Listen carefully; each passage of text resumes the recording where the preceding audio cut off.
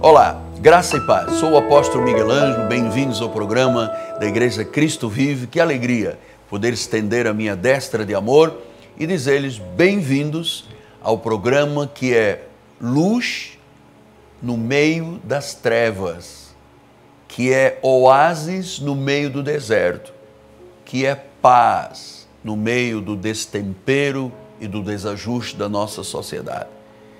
Hoje nós vamos começar a ouvir a primeira parte de uma mensagem da graça de Deus.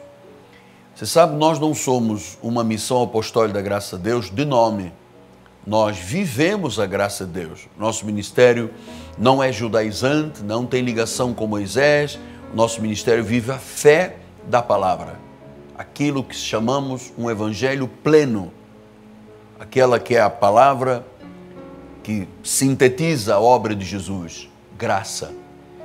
Você vai ouvir, após este programa eu volto, deixamos o telefone 30 17 90 90. Olhe, disponha o seu coração, abra-se realmente para dar a entrada à palavra. O seu coração é terra fértil, a palavra é uma semente, então eu vou semear sementes de vida no teu coração. Aguardo uma grande colheita na tua vida. Eu volto em seguida. Até já. Meu plano de visão pessoal. Diz assim o sábio Salomão: confia ao Senhor as tuas obras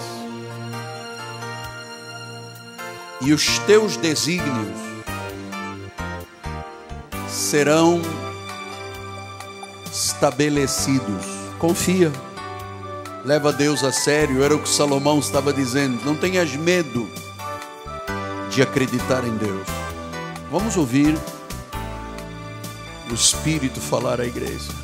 A palavra diz: quem tem ouvidos, ouça o que o Espírito diz à igreja. Meus amados irmãos, minha família bendita, corpo de Cristo, noiva do Senhor, selo do meu apostolado, cartas escritas pelo Deus vivente, aqueles que são novas criaturas criadas segundo Cristo, aqueles que nasceram de novo, aqueles que foram regenerados pelo poder do Espírito e da palavra.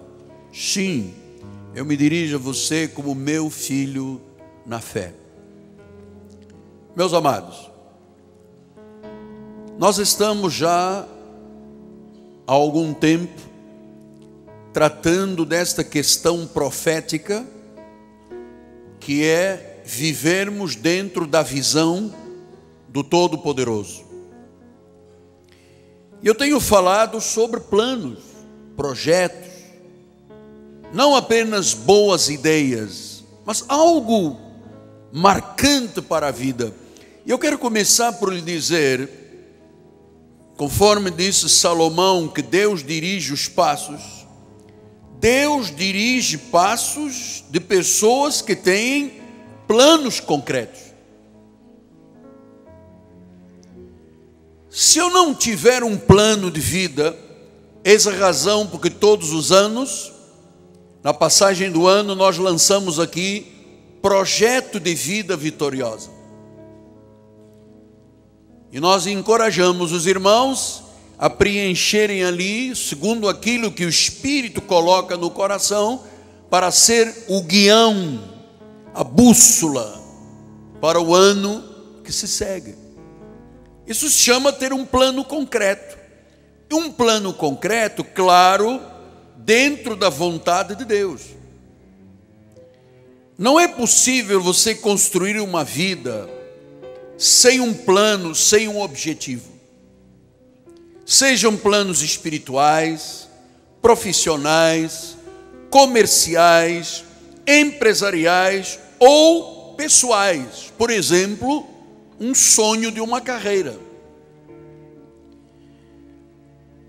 É verdade que eu tenho que ter um plano concreto.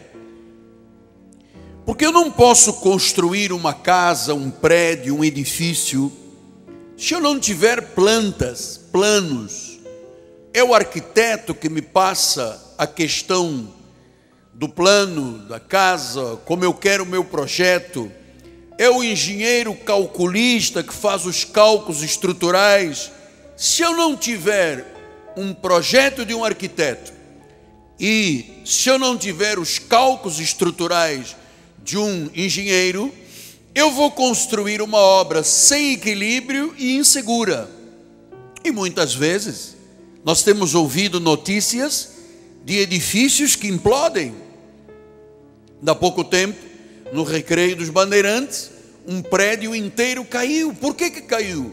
Porque não tinha projetos estruturais, não foi alvo de um plano de um arquiteto nem de um engenheiro calculista. Então nós temos que ter um plano específico para a vida pessoal.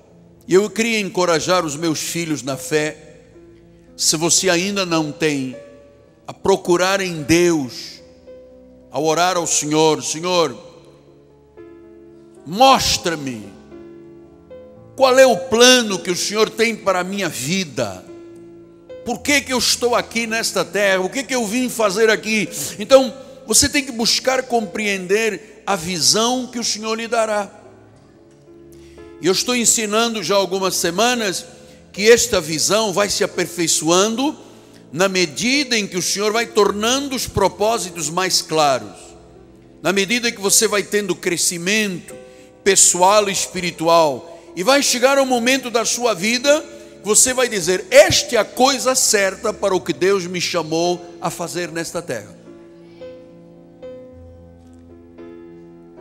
Deixe-me humildemente explicar isto na minha vida pessoal e ministerial. Pode ser que eu tivesse oportunidades em algumas áreas para viver a minha vida profissional, mas seria uma perda de vida se eu não optasse, se eu não seguisse a visão que Deus tinha para a minha vida. Para a minha vida era estritamente ministerial. Eu fui gerente de empresa, eu fui diretor de empresa, eu tinha motorista, eu tinha sala refrigerada, eu tinha todas as benesses, mas eu era um homem extremamente infeliz. Eu me recordo que eu subi a Avenida Brasil todos os dias pela manhã, em prantos, em lágrimas, porque eu dizia: Senhor, eu estou dando a minha vida a uma coisa secular, mundana, é uma empresa. Essa não é o que tu colocaste no meu coração. Eu sentia o ardor de algo apaixonante dentro de mim, que era o ministério, ainda estando como diretor de uma empresa. Eu poderia pensar em vida militar, em comandante de avião, em advocacia, as coisas que eu amava, mas na realidade o que eu amava de verdade era o reino. E eu precisei, num certo dia, de tomar uma decisão. Eu me recordo, bispo Roberto McAllister, da Nova Vida, um dia ele estava com a mão colocada na televisão e ele disse: você acredita, tem fé, coloque a mão sobre a minha. E eu me ajoelhei e coloquei a mão. Ele disse: Deus hoje mudará a sua vida. E eu me recordo que eu tive um assunto para tratar em Botafogo. Eu era diretor de uma empresa, fui a Botafogo, fui visitar a igreja, e quando cheguei lá, o segundo bispo da igreja disse: olha, nosso chefe disse para você largar tudo, se você tiver coragem, porque você vai começar o ministério na Ilha do Governador. Senhores e senhoras, eu não hesitei um segundo. Sem saber quem ia pagar o meu salário, sem saber do que seria da minha vida, o que iria acontecer no futuro, não importa. Deus falou, ponto, vai dar certo. Eu não perguntei ao bispo: mas quem assina a minha carteira de trabalho? E o Golden Cross? E o fundo de garantia? e o INSS, e a Previdência Social. Eu disse, Deus, amado, eu vou lhe dizer uma coisa, eu trocaria até a minha própria vida pelo ministério. Então, dali era o resultado de um projeto que eu fui alimentando dentro do meu coração. Depois comecei a dizer, Senhor, eu não sei ser um pastor. Uma coisa é dar um testemunho ao domingo, outra coisa é cuidar da alma, do espírito, da família, das finanças, da vida eterna. E a vida do pastor, do guia espiritual, é de tremenda responsabilidade. Os senhores vêm aqui, largaram vossas casas, gastaram dinheiro para chegar aqui, contribuem para a obra. Isso tem que ter resultados na vossa vida. O pastor não pode ser um desastre, porque se há uma névoazinha em cima do púlpito, há uma nebelina na igreja. Se isto aqui vacila aqui em cima, a igreja toda é contagiada com o vacilo. Não pode haver névoas, não pode haver neblina. É a tua vida, é o teu futuro, é a tua eternidade. Por isso é que existe a igreja. Então, Provérbios 16, 9 diz, o coração do homem traça o caminho, mas quem dirige, quem está nos bastidores da vida, é o Senhor. O Senhor é que dirige os passos. Dirige os passos de quem? De quem tem um plano. Que às vezes eu pergunto às pessoas, o que você vai fazer este ano? Não sei, estou indo. Para onde? Não sei, estou indo. E daqui a 5 anos? E daqui a 10 anos? Então, Deus dirige os passos se eu tiver algo para fazer, senão Deus não tem nada para dirigir. Então, ter um projeto é fundamental, porque ele levará você onde você gostaria de estar na vida. Então Deus coloca no coração. Deixa eu repetir para guardar isto no seu coração.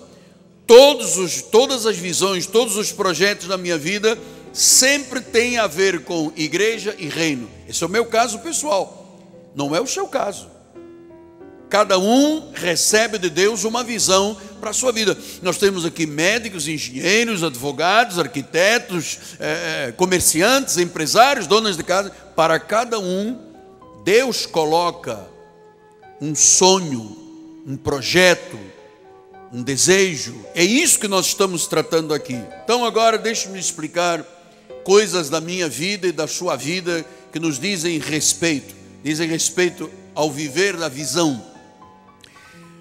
Quando você tem uma visão e Deus já confirmou no seu coração, é isto que eu quero para a sua vida, e não importa a idade que você tem ou tenha. Atenção, eu venho dizendo isto há algum tempo, que às vezes as pessoas dizem, mas pô, você já não tem idade para engatar aí um negócio, fazer uma empresa. Que não tem idade o quê?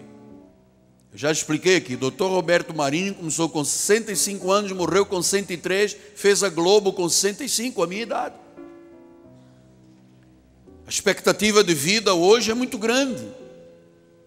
A média hoje, quando você fala assim, 80 anos, é um jovem. Nós temos irmão aqui de 90 e poucos anos, você andam sozinhos, sobe no ônibus, no BRT, sabe? Não tem limitações de nada, então a expectativa é grande. Como é que você quer viver essa expectativa de vida? Pastor, eu tenho um sonho. O dia da minha aposentadoria. Por favor, se essa é a única expectativa que você tem de vida, amado, eu vou dizer uma coisa com tristeza, você não está vivendo. Porque eu aguardei 35 anos pagando INSS e quando fui recebi R$1.200. Então não pode ser expectativa de vida. Então existem alguns pontos que eu quero que você, que já começou a entender o que é visão de Deus, ter um projeto, ter um alvo, ter uma missão, seja ela empresarial, pessoal, profissional, carreira. Primeiro, elimine todas as distrações. Eu gosto muito da palavra foco. Foque em algo que Deus colocou no seu coração. Porque durante a minha caminhada, até eu chegar ao ministério, muita gente tentou colocar no meu coração coisas contra o ministério. Você vai ser pastor, cuidado, olha, não está vendo aquele caso. Aí muita gente tentou me persuadir e dissuadir do que Deus tinha colocado em mim, amado. Eu me recordo quando a minha mãezinha lá no órgão do governo que ela trabalhava em Portugal, um dia ela disse: olha, o meu filho pastor vai vir aqui nos visitar. E alguém disse: vamos pedir a Deus para arranjar uma coisa diferente para o seu filho. Porque não era a visão deles, era a minha visão. Então as pessoas não vão compreender o que Deus tem para a tua vida muitas vezes. Então, foco. Não deixe ninguém tirar você do foco. Você é um empresário. Pastor, eu estou construindo, estou abrindo um mercado, mas o meu sonho é ter uma rede de mercado. Foco. Foco e nada de começar a trocar de carro de 3 em 3 meses, de querer vestir Hermenegildo Zenga. Calma, mas vai chegar o Hermenegildo um dia. Agora é hora de foco. Agora é hora de usar roupa Sua Majestade. Quem é do tempo da Sua Majestade? Vocês lembram da irmã? No início do ministério eu só usava Sua Majestade. O terno custava R$23. Chovia, ficava todo manchado. Mas era o meu foco. Eu não estava lá pensando no sapato e na roupa. Eu estava pensando em Deus. Eu estava pensando em... E eu eliminei todas as distrações. Quando alguém dizia: olha, cuidado que o ministério... Eu dava-lhe um corte para trás. Não quero saber. Rechaço. Deus colocou isso no meu coração. Segundo lugar. E deixe-me agora tocar no seu tendão de Aquiles. Você tem que acreditar em você. Não há um empresário bem-sucedido, um profissional liberal, um executivo, um médico, um arquiteto, um engenheiro, uma carreira profissional, se você não acreditar em você.